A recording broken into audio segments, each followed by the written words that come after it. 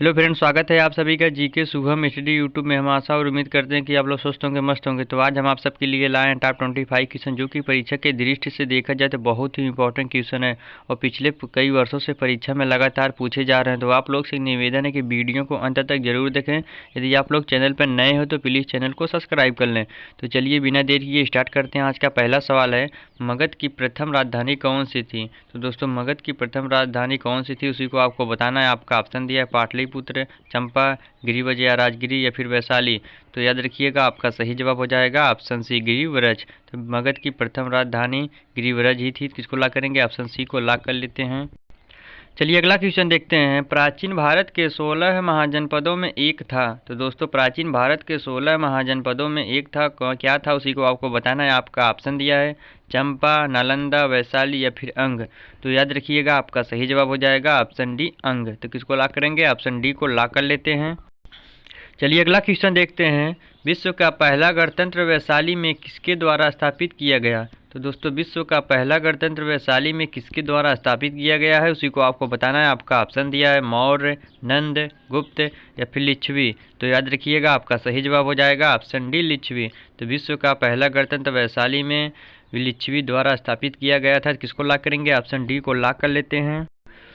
चलिए अगला क्वेश्चन देखते हैं। जैन धर्म के वास्तविक संस्थापक और 24वें एवं अंतिम तीर्थंकर महावीर का जन्म कहाँ हुआ था? तो दोस्तों, जैन धर्म के वास्तविक संस्थापक और 24वें एवं अंतिम तीर्थंकर महावीर का जन्म कहाँ हुआ था उसी को आपको बताना है। आपका ऑप्शन दिया है पावा, लुम्बिनी, कुंडग्राम या फिर कुशीनारा। तो याद रखिएगा, आपका सही जवाब हो जाएगा ऑप्शन सी, कुंडग्राम। तो किसको ला करेंगे? ऑप्शन सी को ला कर लेते हैं। चलिए अगला क्वेश्चन देखते हैं। महावीर के जन्म स्थल कुंडग्राम बिहार के किस जिले में है? तो दोस्तों, महावीर के जन्म स्थल कुंडग्राम बिहार के किस जिले में है उसी को आपको बताना है। आपका ऑप्शन दिया है पटना, वैशाली, मुंगेर या फिर चंपारण। तो याद रखिएगा, आपका सही जवाब हो जाएगा ऑप्शन बी, वैशाली। तो महावीर के जन्म स्थल कुंडग्राम बिहार के वैशाली जिले में ही स्थित है। किसको ला करेंगे? ऑप्शन बी को ला कर लेते हैं। चलिए अगला क्वेश्चन देखते हैं। महावीर स्वामी के पिता सिद्धार्थ का संबंध था। तो दोस्तों, महावीर स्वामी के पिता सिद्धार्थ का संबंध था, किससे संबंध था उसी को आपको बताना है। आपका ऑप्शन दिया है सारनाथ से, विदेश से, कपिलवस्तु से, वज्जी संघ से या फिर कपिलवस्तु से। तो याद रखिएगा, आपका सही जवाब हो जाएगा ऑप्शन सी, वज्जी संघ से। तो महावीर स्वामी के पिता सिद्धार्थ का संबंध वज्जी संघ से था। किसको ला करेंगे? ऑप्शन सी को ला कर लेते हैं। चलिए अगला क्वेश्चन देखते हैं। महावीर स्वामी की माता त्रिशिला विद्यंता राजकुमारी थी। तो दोस्तों, महावीर स्वामी की माता त्रिशिला विद्यंता राजकुमारी थी, कहाँ की थी उसी को आपको बताना है। आपका ऑप्शन दिया है लिच्छवी, सारनाथ, विदेह की या फिर अंग की।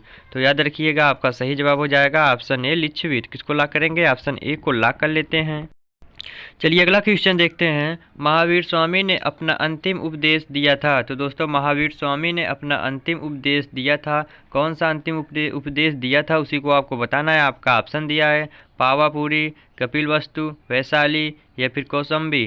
तो याद रखिएगा, आपका सही जवाब हो जाएगा ऑप्शन ए, पावापुरी। तो महावीर स्वामी ने अपना अंतिम उपदेश पावापुरी दिया था। किसको ला करेंगे? ऑप्शन ए को ला कर लेते हैं।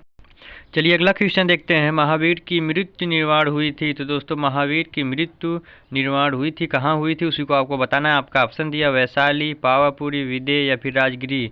तो याद रखिएगा, आपका सही जवाब हो जाएगा ऑप्शन बी, पावापुरी। तो महावीर की मृत्यु निर्वाण पावापुरी में हुई थी। किसको ला करेंगे? ऑप्शन बी को ला कर लेते हैं। चलिए अगला क्वेश्चन देखते हैं। जैन धर्म के 12वें तीर्थंकर वसुपूज्य की जन्मस्थली थी। तो दोस्तों, जैन धर्म के 12वें तीर्थंकर वसुपूज्य की जन्मस्थली थी, कहाँ थी उसी को आपको बताना है। आपका ऑप्शन दिया है गया, पटना, चंपा या फिर वैशाली। तो याद रखिएगा, आपका सही जवाब हो जाएगा ऑप्शन सी, चंपा। किसको ला करेंगे? ऑप्शन सी को ला कर लेते हैं। चलिए अगला क्वेश्चन देखते हैं। बौद्ध धर्म के संस्थापक गौतम बुद्ध ने गृह त्याग के उपरांत सर्वप्रथम गए थे। तो दोस्तों, बौद्ध धर्म के संस्थापक गौतम बुद्ध ने गृह त्याग के उपरांत सर्वप्रथम गए थे, कहाँ गए थे उसी को आपको बताना है। आपका ऑप्शन दिया है उरुवेला, वैशाली के समीप अलाह कला के आश्रम या फिर सारनाथ या फिर उपयुक्त में से कोई नहीं।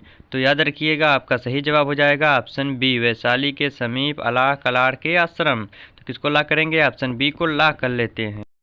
चलिए अगला क्वेश्चन देखते हैं। गौतम बुद्ध को कहाँ कौंडिन्य और 5 ब्राह्मण मिले? तो दोस्तों गौतम बुद्ध को कहाँ कौंडिन्य और 5 ब्राह्मण मिले हैं, उसी को आपको बताना है। आपका ऑप्शन दिया है वैशाली, उर्वेला, पाटलिपुत्र या फिर सारनाथ। तो याद रखिएगा आपका सही जवाब हो जाएगा ऑप्शन ए वैशाली।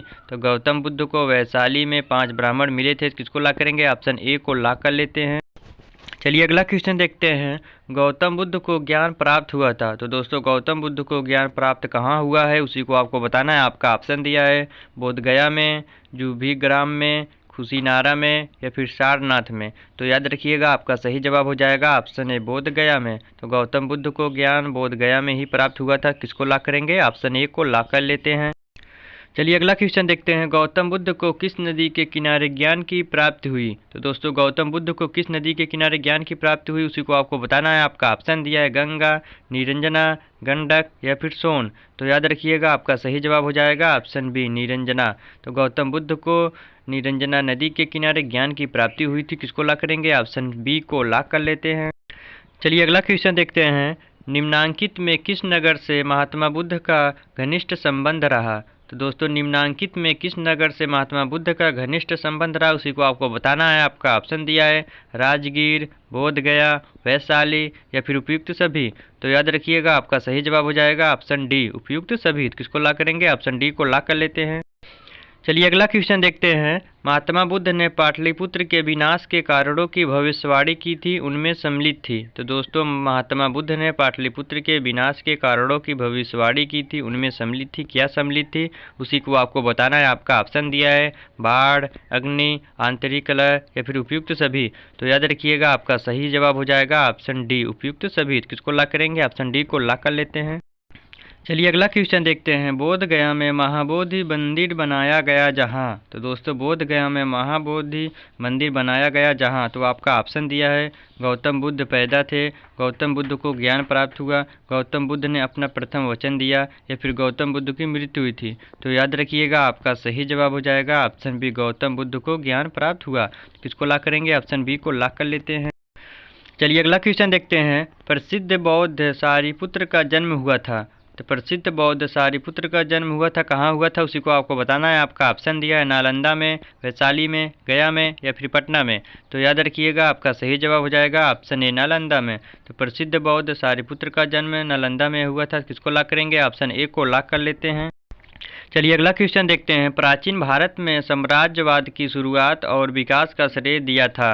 तो दोस्तों प्राचीन भारत में साम्राज्यवाद की शुरुआत और विकास का श्रेय दिया जाता है। तो कहाँ दिया जाता है, उसी को आपको बताना है। आपका ऑप्शन दिया मगध को, कन्नौज को, वज्जी को या फिर विदेह को। तो याद रखिएगा आपका सही जवाब हो जाएगा ऑप्शन ए मगध को। किसको ला करेंगे? ऑप्शन ए को ला कर लेते हैं।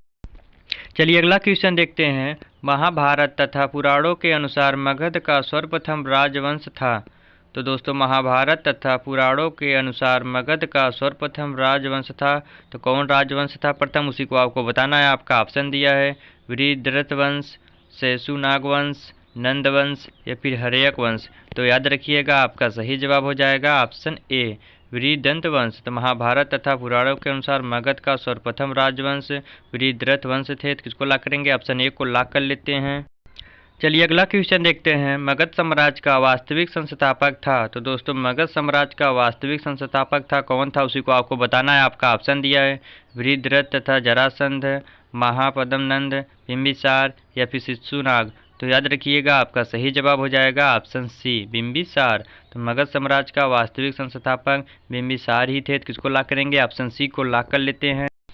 चलिए अगला क्वेश्चन देखते हैं। बिंबिसार एवं अजातशत्रु किस वंश के थे? तो दोस्तों बिंबिसार एवं अजातशत्रु किस वंश के थे, उसी को आपको बताना है। आपका ऑप्शन दिया है हर्यक वंश, शिशुनाग वंश, नंद वंश या फिर उपयुक्त में से कोई नहीं। तो याद रखिएगा आपका सही जवाब हो जाएगा ऑप्शन ए हर्यक वंश। तो बिंबिसार एवं अजातशत्रु हर्यक वंश के थे। किसको ला करेंगे? ऑप्शन ए को ला कर लेते हैं।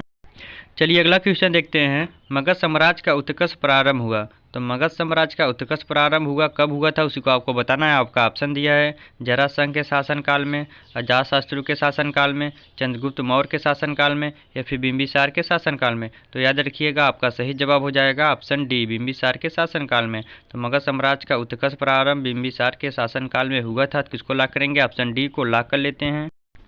चलिए अगला क्वेश्चन देखते हैं। बिंबिसार ने किस राजकुमारी के साथ विवाह किया था? तो दोस्तों बिंबिसार ने किस राजकुमारी के साथ विवाह किया था उसी को आपको बताना है। आपका ऑप्शन दिया है कौशल देवी, चेलना, खेमा या फिर उपयुक्त सभी से। तो याद रखिएगा आपका सही जवाब हो जाएगा ऑप्शन डी उपयुक्त सभी से। तो किसको लॉक करेंगे? ऑप्शन डी को लॉक कर लेते हैं। चलिए अगला क्वेश्चन देखते हैं। बिंबिसार ने ब्रह्मदत्त को पराजित कर कौन सा राज्य जीता? तो दोस्तों बिंबिसार ने ब्रह्मदत्त को पराजित कर कौन सा राज्य जीता उसी को आपको बताना है। आपका ऑप्शन दिया अंग, कौशल, वज्जी, अवंती। तो याद रखिएगा आपका सही जवाब हो जाएगा ऑप्शन ए अंग। बिंबिसार ने ब्रह्मदत्त को पराजित कर अंग राज्य जीता। क्या लॉक करेंगे? ऑप्शन ए को लॉक कर लेते हैं। चलिए अगला क्वेश्चन देखते हैं। हर्यक वंश का दूसरा शासक था। तो दोस्तों हर्यक वंश का दूसरा शासक था क्या था उसी को आपको बताना है। आपका ऑप्शन दिया है अजातशत्रु, उदयीन, नागदशक या फिर शिशुनाग। तो दोस्तों ये क्वेश्चन आप सबके लिए जो इसका जवाब कमेंट बॉक्स में देना है। यदि आप सबको वीडियो पसंद आया तो वीडियो को लाइक करें, शेयर करें और हाँ चैनल को सब्सक्राइब करना ना भूलें ताकि इस प्रकार की वीडियो आप सबके पास पहुँचती रहे। मिलते हैं नेक्स्ट वीडियो में, तब तक के लिए जय हिंद जय भारत।